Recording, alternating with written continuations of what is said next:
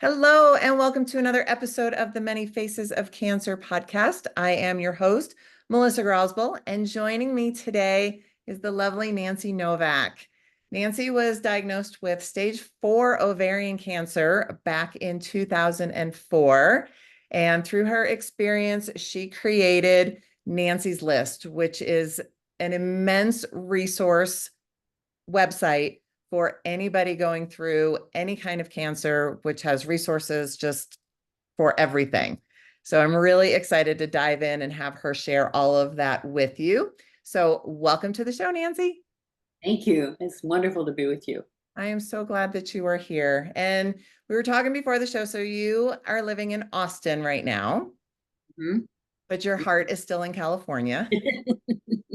Yes, And yes, you were living in California when you were initially diagnosed. that's right. And you are a psychologist by trade. That's what you were doing at the time? Mhm. Okay. So tell us a little bit about your story of your diagnosis, because I don't want to say it's funny, but it's a little amusing.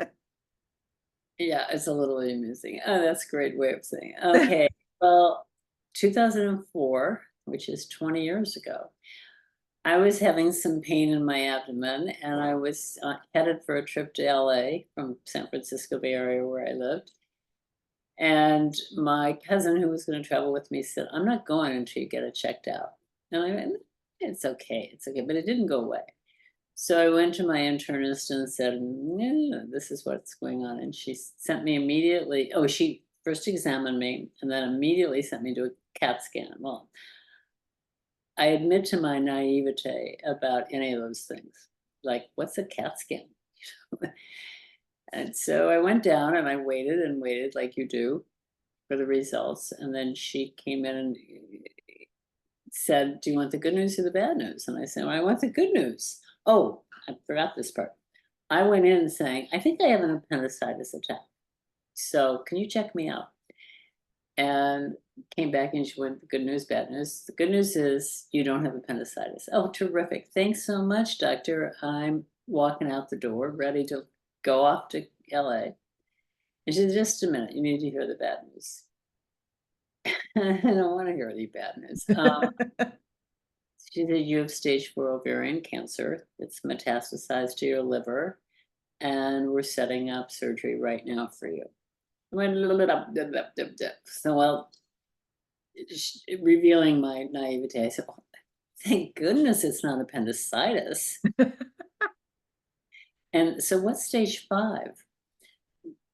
So here I am. So they're setting up this hospital room for surgery, and I'm just saying, "We just wait a second." So wait a second. So the serendipity of my whole life, it seems to be, is that I had a psychology patient who was actually, I don't call them patients, clients, who was actually a doctor in the very same hospital.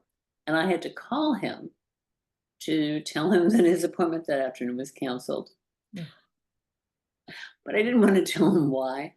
And he said, and then all of a sudden, we both hear code blue in our phones. And he said, where are you?" Then I burst into tears and said, "They just diagnosed me with little bit." And he said, "Don't move, don't let them do surgery. I'll get back to you." And he contacted his buddy from uh, cancer school. I don't even know where they went, and who was coming off a plane from Croatia. I mean, it's just the timing of it all. Oh my gosh. Coming off a plane from Croatia, where he was from and used to teach to medical students there, and picked up the phone. And my friend in San Francisco had asked him to see me, and he said, "Okay, send her right now." So this man was magic. He walked into my room. I mean, this is a teaching hospital at Stanford. They poke you, they probe you, they don't, they just, oh my God. And it's wonderful in many ways, but it's a little scary.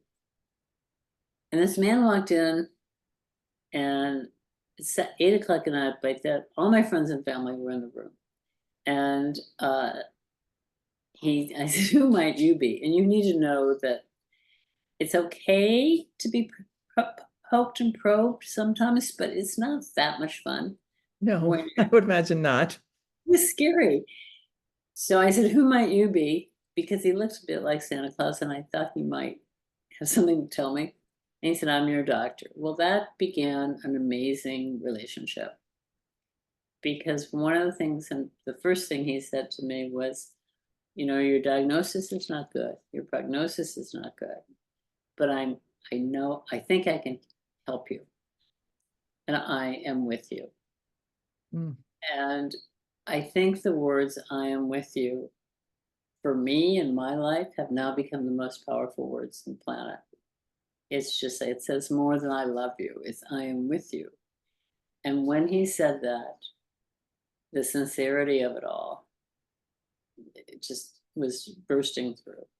And I don't know why, but I just fell for that in the biggest way. And he always delivered. He really was with me. wow. I actually wrote a book called "I Am With You," based on the words that he said to me. And it's the feeling in the book, it's love letters to newly diagnosed cancer patients to really let them know that they're not alone. And we started the process. He looked at the nurses, the doctors who were sharpening their scalpels, and said, "We don't have time for that. We're starting treatment right away. No surgery." So chemo started right away. I had 2 years plus of chemo every 3 weeks. It was a lot. Wow. Yeah, and he kept saying, I'm giving you the most aggressive treatment I can think of, but your body keeps accepting it, so we're going for it. Um, and I've never had a recurrence, and I feel just totally blessed, and totally grateful for this man, um, and his commitment to me, and likewise my commitment to him to do exactly what he told me to do. I mean, there are all these alternative ways. At that time, I wasn't allowed to do some of these things because they really had to track me. And that worked. So that's how it started, just out of immense amount of gratitude for getting through this. Now, did you know right away that he was your doctor? I mean, I always tell people get a second opinion, make sure that this is the right one for you. Or were you just so overwhelmed that you just did whatever he said and just Well, went forward? I'm totally with you, dear, because it's like people come to me, I work with a lot of patients. I call them people who are living with cancer. I don't like the word patient so much, but people would say, I really just don't like him, or I really don't trust him. And I went, there are a zillion brilliant doctors out there. This is the most important relationship you will ever have. Someone's going to save your life. If you don't like his personality, or you don't like his sense of humor, or you don't like anything, move on. We'll find you another doctor. But that relationship has to be so solid. You have to have the trust. And I think from him, from the few words that he said that night, oh, I have a better one to add to this. When he said, after some of that, he said, "Okay, when all your friends and your family go home, and you're kind of just sitting in a beautiful room at Stanford waiting for the next day, and you're all by yourself, and you realize what happened today, and you freak out, here's my home phone number. I want you to call me." Wow. That Now doesn't that's happen. highly unusual. Yeah. And you know what? At 2:30, I called him because I was freaking out, and I didn't know what happened. I couldn't put it together. And he got on the phone, and he was so gracious and generous with me. And yeah, I just knew that he was my person. But I really will say this out loud. If you don't think this is your person, find the right person. And don't wait until you find somebody who will give you his home phone number. But I mean, it was all amazing to me. yeah, That that's was amazing. an amazing beginning. And in fact, it's kind of funny, but every year on the date I was diagnosed, he and I make contact Aw. wherever we are. And just, I was thinking of you. I was thinking of you. I wanted to say thank you. Wanted to say just know you're okay. It's just like, this is humanity. This is how it's supposed to be. I love that. And when you think about how many patients that he, has had, and the fact that he still remembers, or, remembers that date. And, my oncologist, I mean, is not exactly the same way, but she has a way of making me feel like I'm the only patient that she has when I'm in the room with her. And, I need warm fuzzy. Like, that's the kind of person I am. I need somebody who's going to give me a hug, or, just be very empathetic and generous with me. And my first oncologist, the first one that I went to see, she was like, Mhm. this is what you have. This is what we're going to do. Any questions? And Really? my first thought was, how quick can I get out of here? Because there is no way. Well, he did some amazing things. My sister went up to him one time during one of, many, many chemos and said, I think we need to talk about Nancy's diet. And he said, what's the matter? And he said, she eats too much ice cream. And he said, and I think she should not eat ice cream anymore. So he said to her, it's not a time to, wait, let me get this right. I'm almost teary eyed when I say it. It's not a time to deny Nancy of any pleasures. Mm. Wow. And then there were other things like, and because I'm psychologically minded, that's where I come from. I was overwhelmed that I could find somebody who was psychologically minded was going to be my oncologist. And one time he said to me, I don't know, I want you to find a psychologist, preferably somebody who's seasoned, who has survived cancer. I want you to get on antidepressants. If you're on them, double them, because this is a rocky road and we're going to need all the support in the world to get through it. And that's real. That's my goal for everyone, is that you have somebody who you can really talk to about what's going on. And I know way too many patients who just like denied doing that. They just don't tell. The thing that we'll lead into here is the many people who didn't have the money to pay for their medications and put food on the table for their families, and put food on the table, but never told the doctor that they weren't taking the meds, Oh my gosh. and when I heard stories like that, when I was in the infusion room, I asked all these people questions about what was going on, which is leading into where the next piece of this is.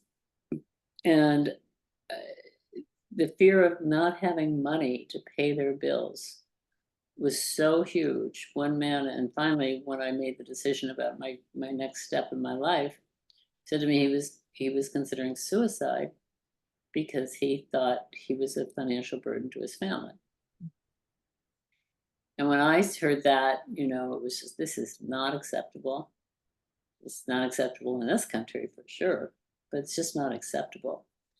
And I vowed I would, if I got through it all, I was going to go find the money, and I was going to make everybody know about where the money is to help them, because I knew it was out there. I just knew it was being hidden away somehow. But people needed financial help so that they could really heal. There's too much stress and too much anxiety in cancer anyway, and the financial piece is a huge piece of it. Right. You don't need that additional stress on top of trying to actually heal. Yeah. Right.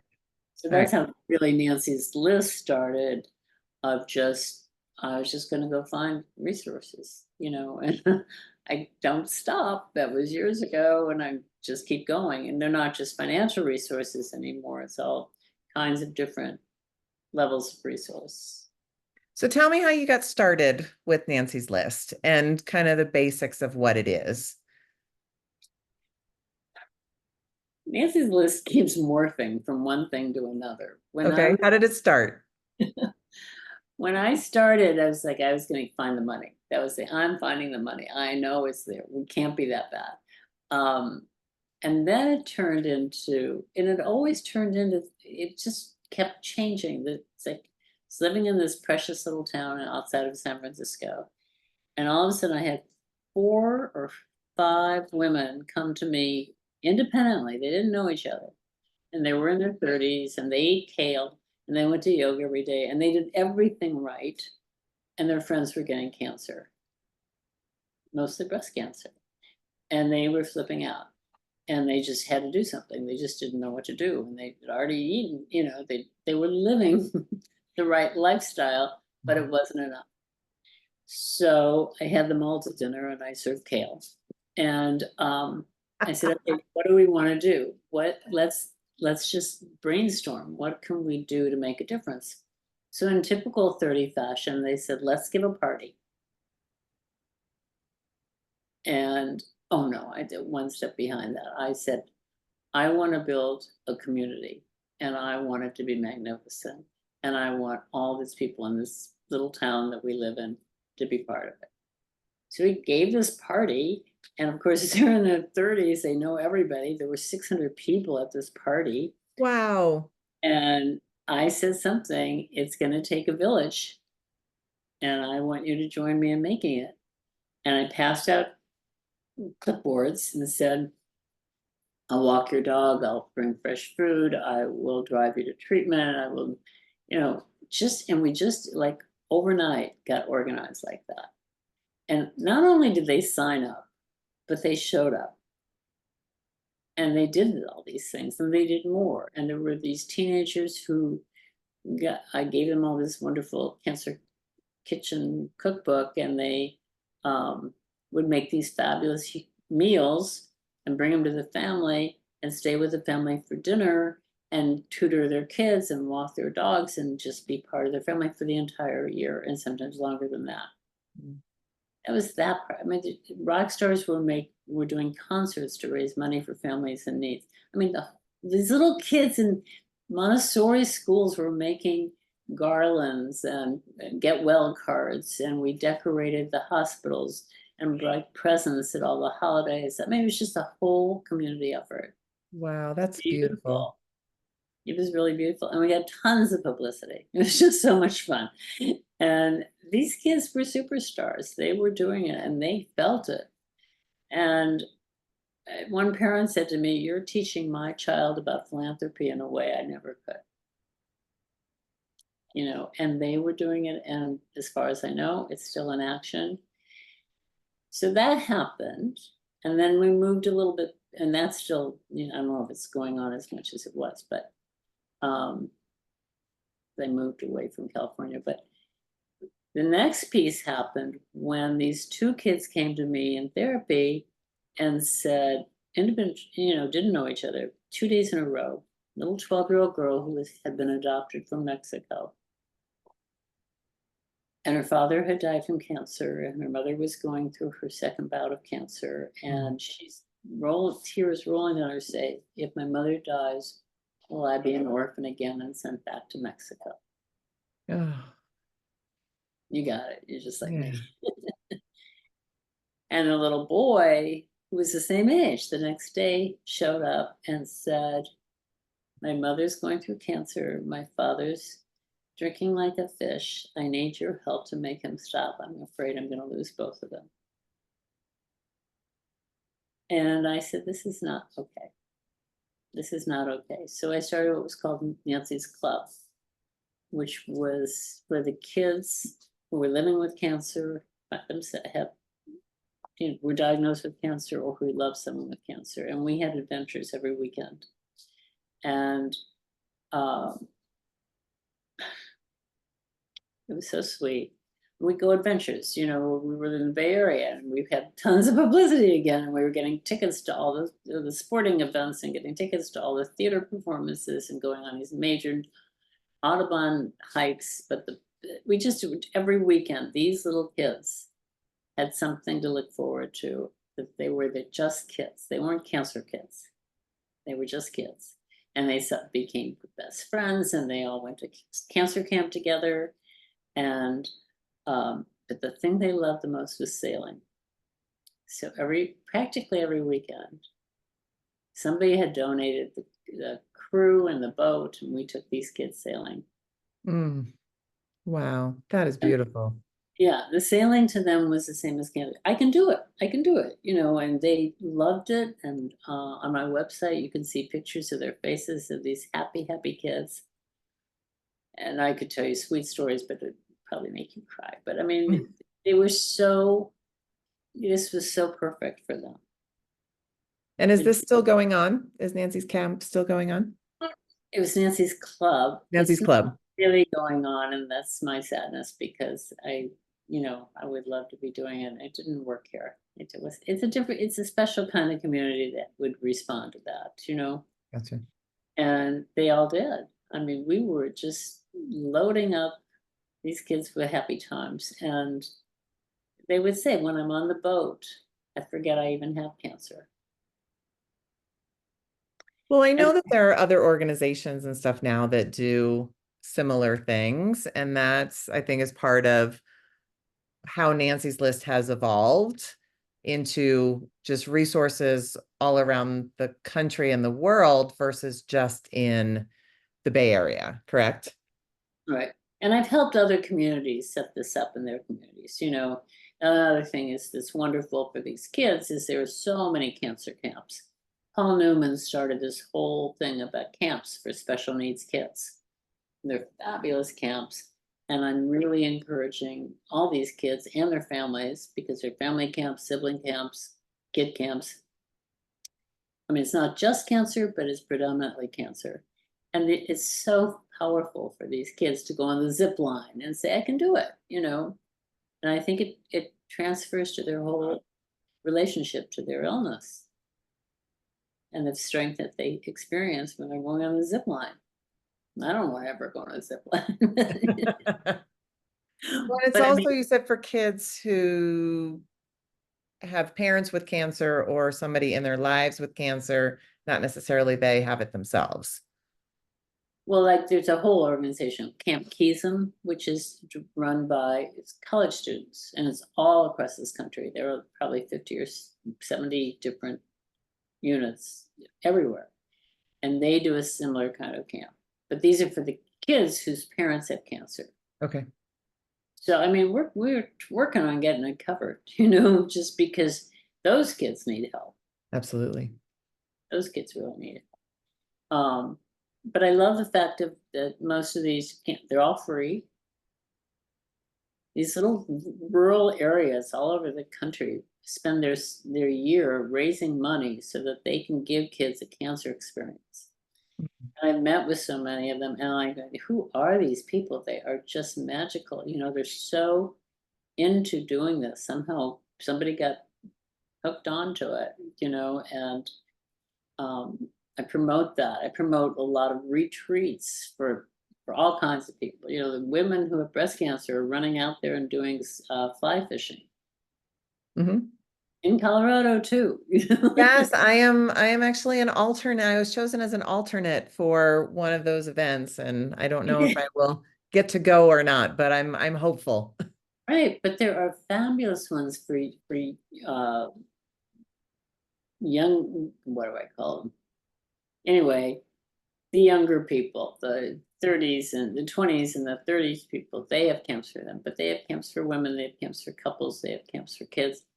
It's just retreats are fabulous. You Absolutely. just get away from it. And the other thing that I just keep saying is so much of this is free. Yeah.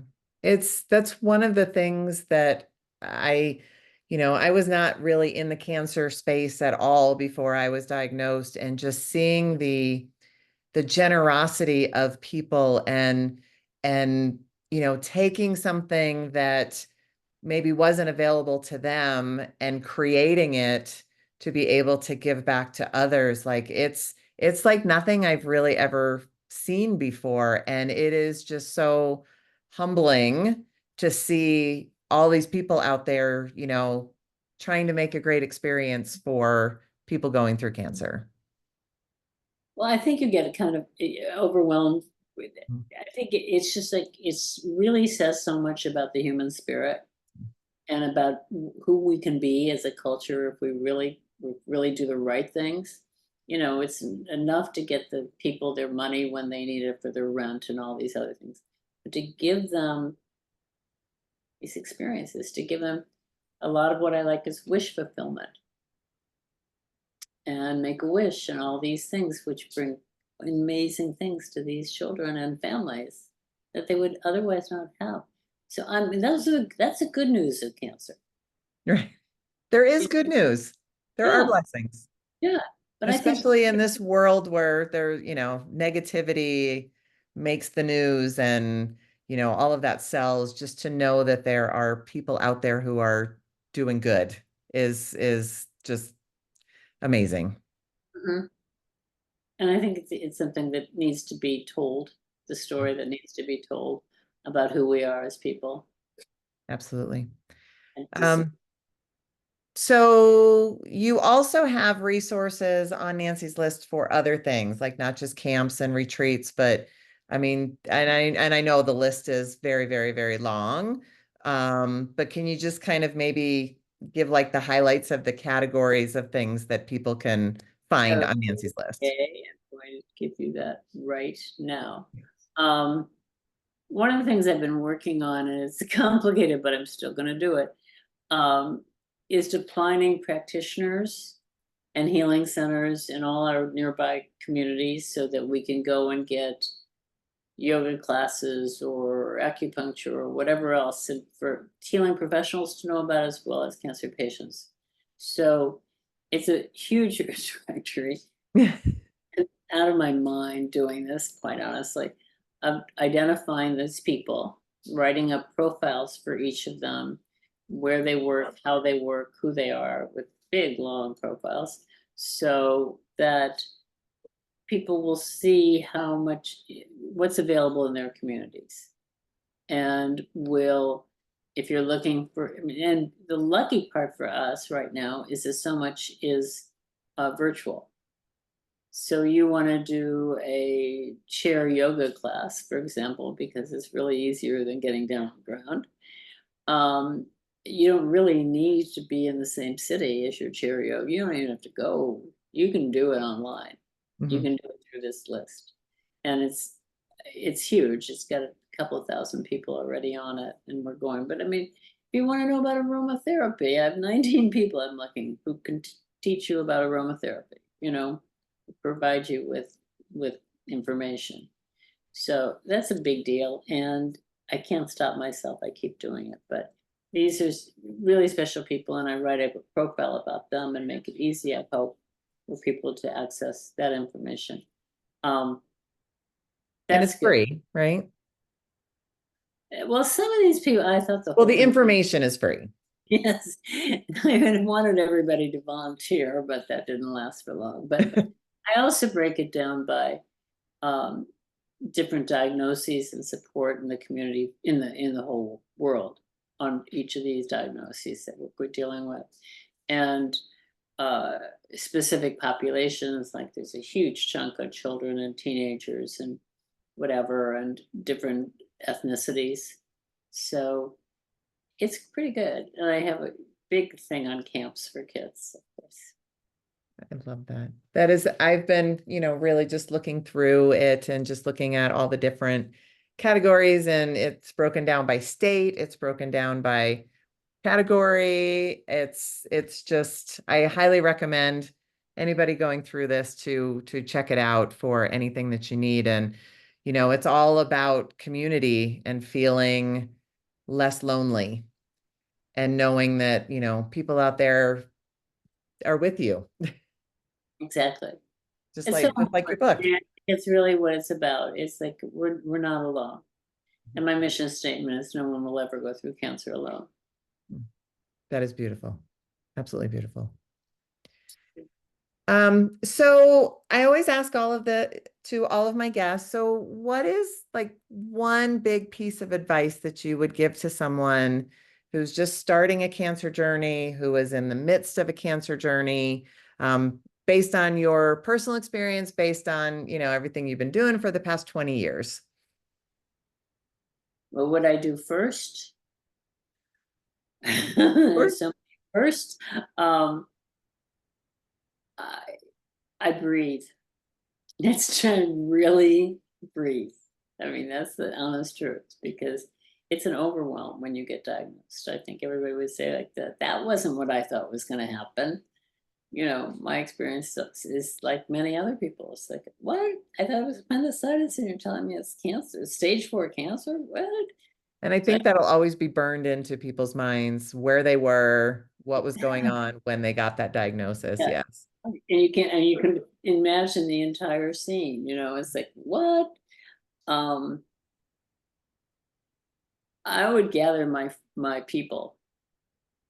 I have a little book here of my people called my I Am With You people that just showed up, and decided who was going to cook what dinner, and I'd also say to people, say yes.